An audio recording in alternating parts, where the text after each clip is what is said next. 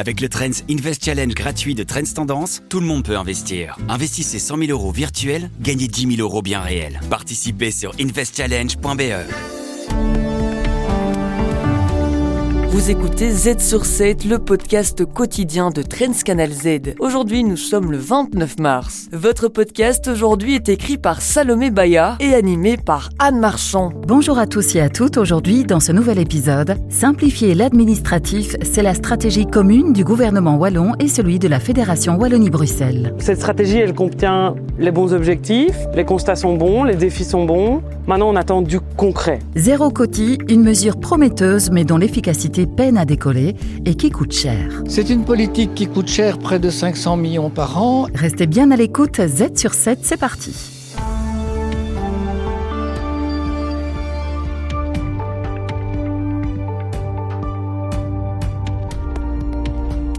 Z sur 7, à la une.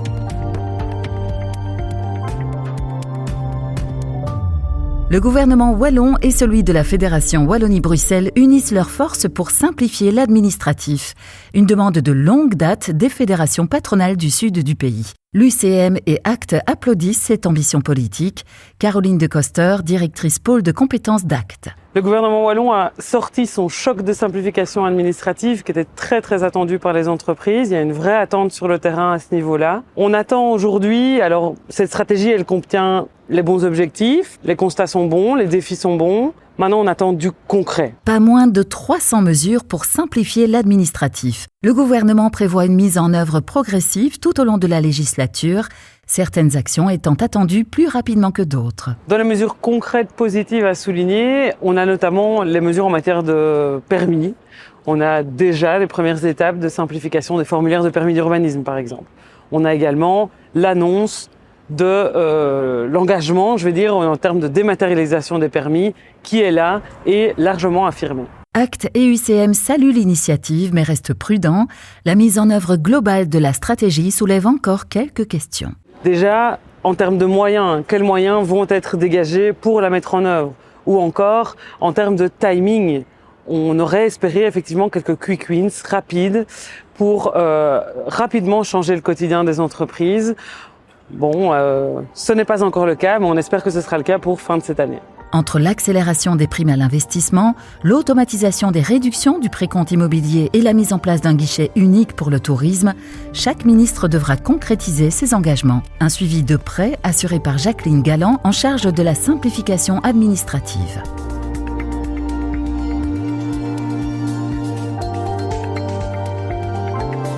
Z sur 7, à la une.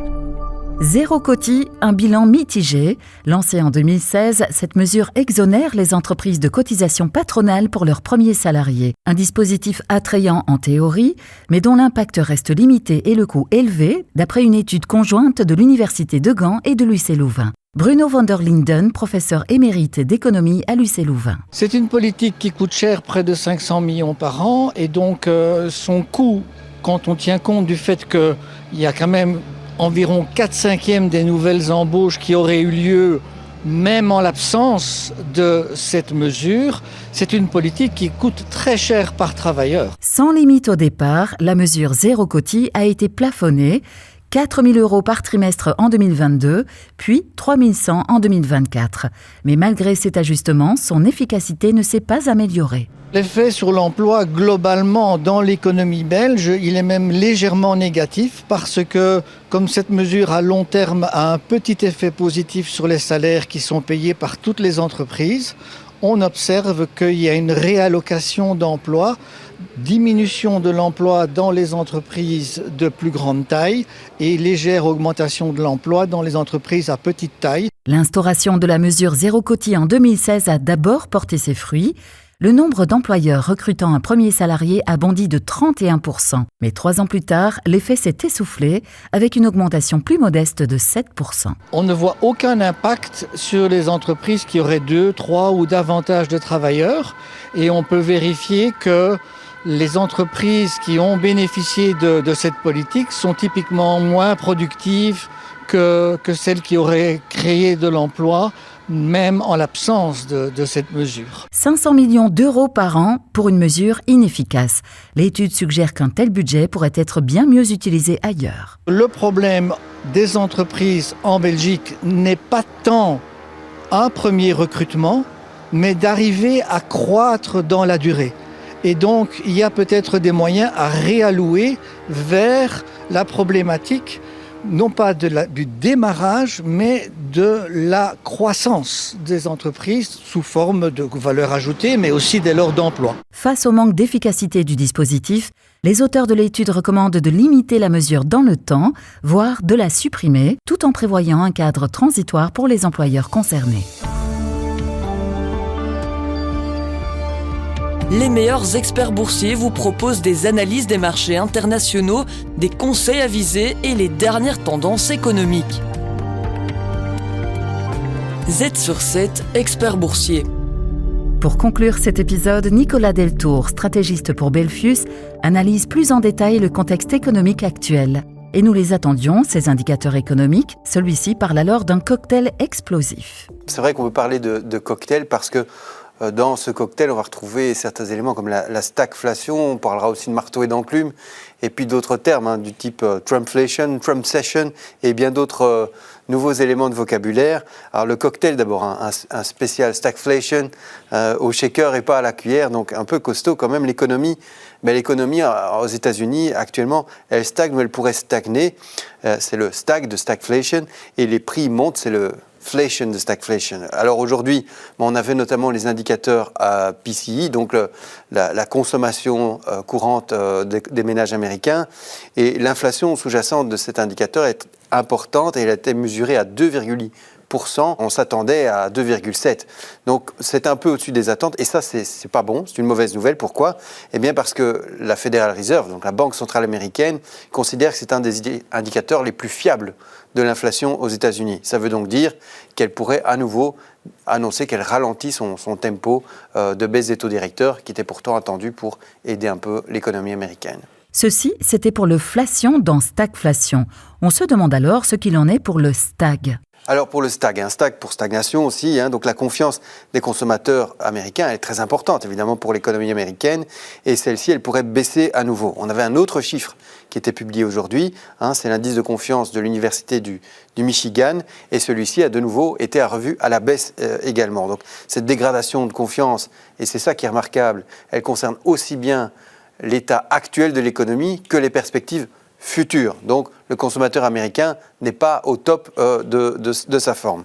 Or, l'économie américaine, c'est à peu près 70% de composantes sur la consommation des Américains.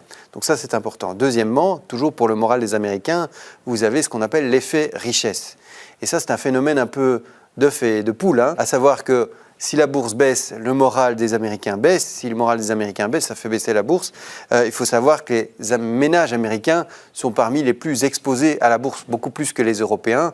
Et je ne dois pas vous rappeler que la bourse américaine, elle a perdu quelques plumes depuis le début de l'année. Donc ça, le marché, évidemment, n'aime pas non plus. Mais Nicolas Deltour évoque également d'autres termes comme le marteau et l'enclume, Trumpflation ou encore Trumpcession. Voilà, alors le marteau et l'enclume, ce sont tout simplement les contraintes dans lesquelles la Federal Reserve se trouve enfermée aujourd'hui, à savoir qu'elle aimerait bien donner un petit coup de pouce à l'économie américaine, qui en aurait peut-être un peu besoin, mais elle ne peut pas le faire à cause de cette inflation actuelle et de ces perspectives d'inflation.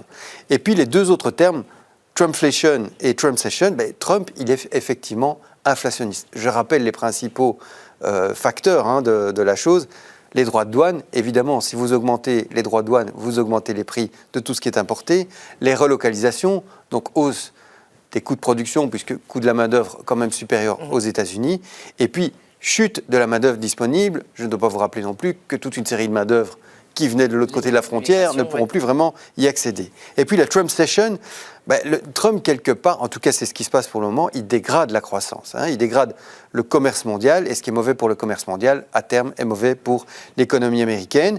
Et puis ce protectionnisme, il augmente aussi les coûts dans la production elle-même, donc les coûts de production pour les entreprises, et donc ça comprime leur marge à terme. Ça n'est pas bon non plus. Certains se demandent alors s'il faut quitter les bourses américaines et se réfugier en Europe, par exemple. Alors, vous voyez que je suis bien votre antenne. Julie disait hier qu'il faut rester diversifié. C'est ça notre réponse aussi. Ça serait tentant un petit peu de sortir des marchés, mais il faut garder plusieurs choses en tête. Le potentiel long terme de l'économie américaine, malgré ses bémols, il reste très fort. Donc rester exposé, il vaut mieux rester exposé. 2, les marchés européens ont, c'est vrai, très bien performé en tout début d'année. Les acteurs sur les marchés ont acheté finalement le faible prix, parce que la valorisation des actions européennes était relativement basse. Ils ont voulu aussi acheter le sursaut européen, le sursaut dans la défense notamment.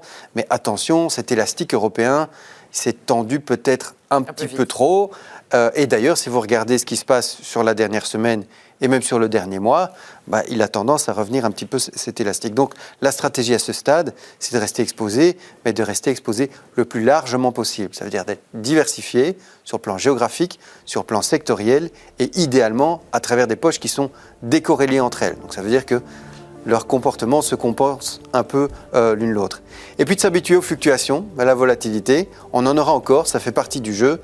Mais j'avais un client au début de ma carrière qui me disait « Votre métier, c'est facile, il faut acheter quand c'est bas, il faut vendre quand c'est haut. » Et pas faire le contraire. Donc on ne craque pas après les baisses avec la volatilité. Et surtout, on ne se prend pas le melon après une hausse. Merci pour votre tour de l'actualité journalier. Merci à vous pour votre fidélité. Demain matin, nous serons de nouveau à votre écoute. Mais à quoi va servir cet épisode, Anne ? Et oui, c'est tout pour aujourd'hui. Z sur 7 s'arrête ici, mais demain, vous pourrez retrouver Olivier Mouton qui recevra l'invité du Trends Talk.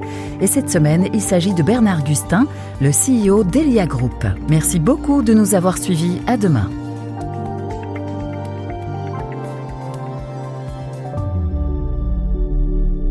Salut, ici Warren Buffett et je vous invite à participer gratuitement au Trends Invest Challenge parce qu'avec Trends Tendance, plus rien ne vous retient d'investir.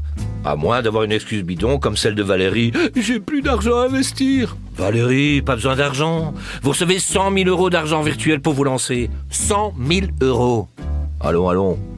Le Trends Invest Challenge de Trends Tendance. Investissez de l'argent virtuel, gagnez des prix bien réels. Participez sur investchallenge.be.